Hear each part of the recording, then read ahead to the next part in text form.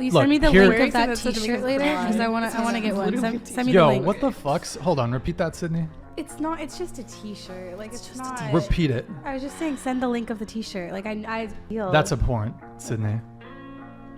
That I've just communicated to you, like, how I think it's wrong, and you're like doubling down on. I see how you think Yo, it's wrong. I'm a back you up, girl sisterhood. I'm a buy a t-shirt that says I want to make men cry. That's so disgusting. This is the point I'm trying to get at.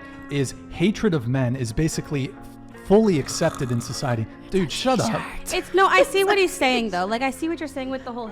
That I will always live by is what one man won't do, another man will. I remember back in college a couple years ago, in this very car actually, I was sitting with a past significant other. We were in some big argument about something random, and eventually she goes, you know, I deal with a lot in this relationship for someone as young and attractive as I am in this college. So I go, okay, go be young and pretty in college.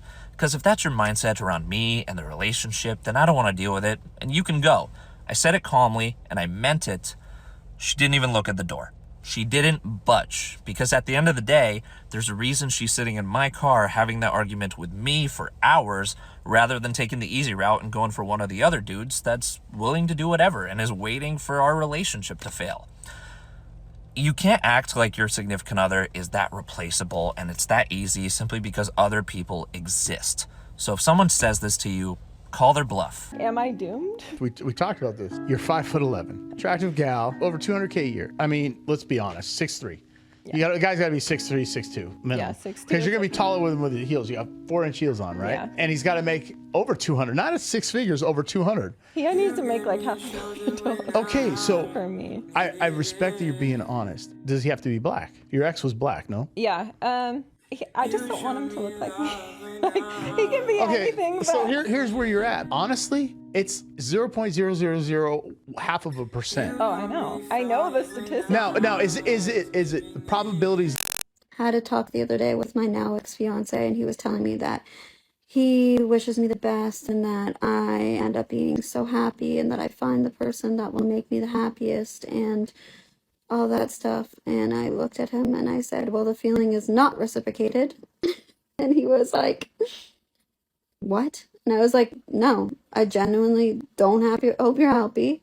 I hope you don't find somebody. And if you do find somebody, I hope that in 5, 10, 15 years down the road that you guys are together, that she looks at you one day and tells you that she doesn't love you anymore and that she breaks your heart like you broke mine. Am I being petty? Yes. Am I being honest? Also yes.